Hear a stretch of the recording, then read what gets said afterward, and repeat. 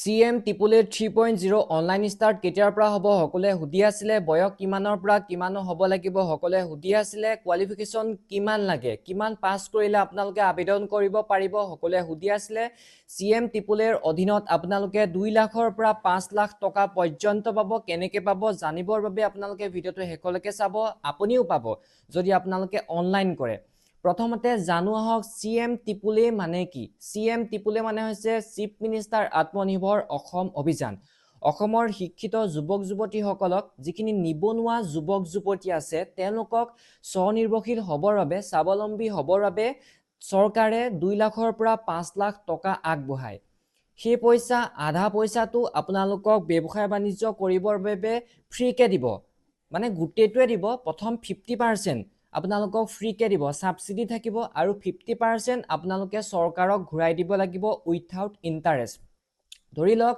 চৰকাৰে আপোনালোকক 2 লাখ টকা দিব তাৰে 1 লাখ টকা আপোনালোকক সাবসিডি দিব আপোনালোকে সেই পইচা চৰকাৰক ঘূৰাই দিব নালাগে আৰু যি 1 লাখ টকা থাকিব সেই 1 লাখ টকা আপোনালোকে চৰকাৰক ঘূৰাই দিব লাগিব 5 বছৰৰ ভিতৰত তাতে কোনো ধৰণৰ সুদ নলয় ইন্টাৰেষ্ট নলয় বেলেগ বেংকৰ পৰা আপোনালোকে যদি এটা লোন লবলৈ যায় বহুত ইন্টাৰেষ্ট লাগে আপোনালোকে নিশ্চয় জানে চাগে 1 লাখত আপোনাৰ 20 পৰা 30 হাজাৰ ইন্টাৰেষ্ট লাগি যায় কিন্তু আপোনালোকক এটো ইন্টাৰেষ্ট নালাগে আৰু কোনখিনিক 2 লাখ টকা দিব আৰু কোনখিনিক 5 লাখ টকা দিব সকলোখিনি আপোনালোকক এটো ভিডিঅ'ত বুজাই দিম আপোনালোকে পইচাটো পাবলৈ হলে কি কৰিব লাগিব আপোনালোকে ভিডিঅ'টো শেষলৈকে চাব লাগিব সেইবাবে আপোনালোকে চেনেলটো সাবস্ক্ৰাইব কৰি থব ইয়াৰ সম্পৰ্কে মই আপোনালোকক আপডেট দি থাকিম কেনেকৈ অনলাইন কৰিব লাগে কি কথা সেইবাবে আপোনালোকে ভিডিঅ'টো এটা লাইক কৰিব আৰু চেনেলটো সাবস্ক্ৰাইব কৰিবলৈ নাপাহৰিব এই অনলাইনটো কৰিবৰ বাবে কোৱালিফিকেশ্যন কিমান লাগে প্ৰথমতে জানো আহক ইয়াতে লিখা আছে যিবিলাক জেনেৰেল কাষ্টৰ হয় তেওঁলোকৰ কোৱালিফিকেশ্যন মিনিমাম 10 পাস মানে দশম শ্ৰেণী উত্তীৰ্ণ হ'ব লাগিব যিখিনি জেনেৰেল কাষ্টৰ আৰু যিখিনি SC ST OBC কাষ্টৰ আছে তেওঁলোকৰ minimum qualification up to class 10 মানে ক্লাছ 10 লৈকে পঢ়িলেও হ'ব আৰু এতিয়া বহুতে সুধি আছে আৰু কনফিউজ হৈ আছে বলে আমি হায়াৰ সেকেন্ডাৰী পাস কৰিব পাৰিম নে নোৱাৰিম অবিয়াসলি পাৰিবা তোমালোকে মিনিমাম 10 পাস হ'ব লাগিব মিনিমাম আৰু যিখিনিয়ে মেট্ৰিক পাস কৰিব পৰা নাই 10 পাস কৰিব পৰা নাই যদি SC কাষ্টৰ ST কাষ্টৰ আৰু OBC কাষ্টৰ হয় তেন্তে যদি আপোনালোকে দশম শ্ৰেণীলৈকে পঢ়িছিলে আপোনালোকে যদি মেট্ৰিক দিছিলে মেট্ৰিক বেয়া হ'ল বা কিছুমানে 8 লৈকে পঢ়িছে 9 লৈকে পঢ়িছে বা 10 লৈকে পঢ়িছে তেতিয়া আপোনালোকে আবেদন কৰিব পাৰিব অকল SC ST OBC কাষ্টৰ বাবে আপ টু ক্লাছ 10 যদি আপোনালোকে 10 পাস কৰিছে হায়াৰ সেকেন্ডাৰী পাস কৰিছে গ্ৰেজুৱেচন কৰিছে প্ৰফেশনাল ডিগ্ৰী লাভ কৰিছে তেতিয়াটো ভাল কথা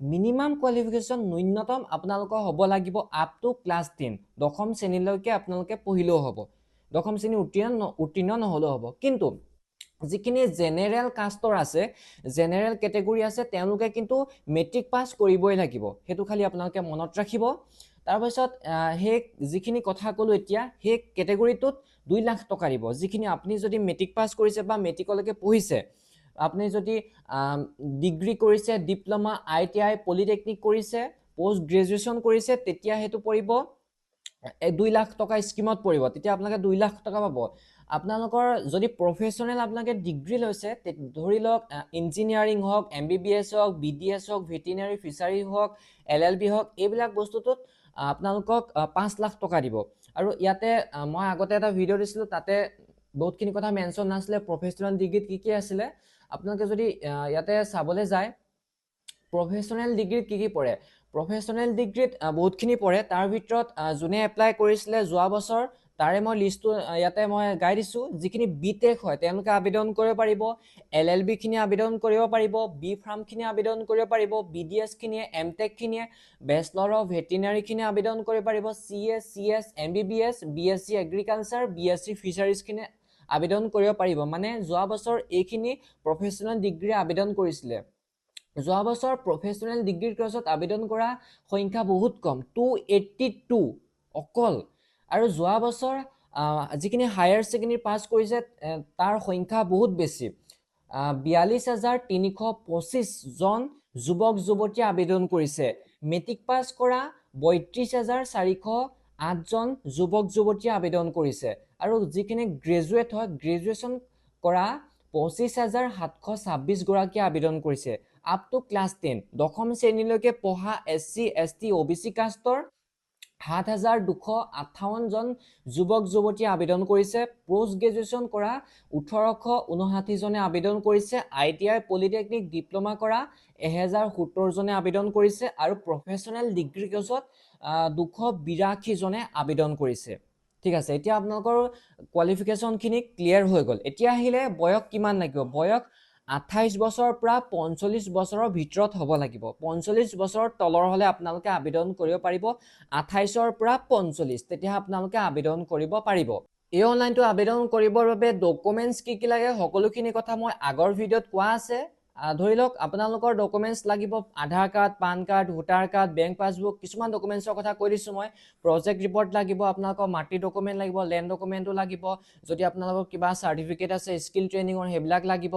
তাৰপিছত বহুতখিনি ডকুমেণ্ট লাগিব, এমপ্লয়মেণ্ট এক্সচেঞ্জ কাৰ্ড লাগিব। মই আগৰ ভিডিঅ'ত কোৱা আছে, সেইটো ভিডিঅ' আপোনালোকে চাই ল'ব। সকলোতকৈ মেইন ইম্পৰ্টেণ্ট ডকুমেণ্টটো হৈছে এমপ্লয়মেণ্ট এক্সচেঞ্জ ৰেজিষ্ট্ৰেশ্যন চাৰ্টিফিকেটখন। কেনেকৈ বনায় তাৰ সম্পৰ্কে মই ভিডিঅ' বনাই থোৱা আছে, আপোনালোকে ডেছক্ৰিপশ্যনত পাই যাব। সেইটোত ১,০০,০০০ ভিউজ গৈছে। কেনেকৈ বনায় আপোনালোকে সেইটো ভিডিঅ' চাই আগতীয়াকৈ বনাই ল'ব। ঠিক আছে, তাৰ পাছত আৰু এটা ইম্পৰ্টেণ্ট ডকুমেণ্ট লাগিব প্ৰজেক্ট ৰিপৰ্ট।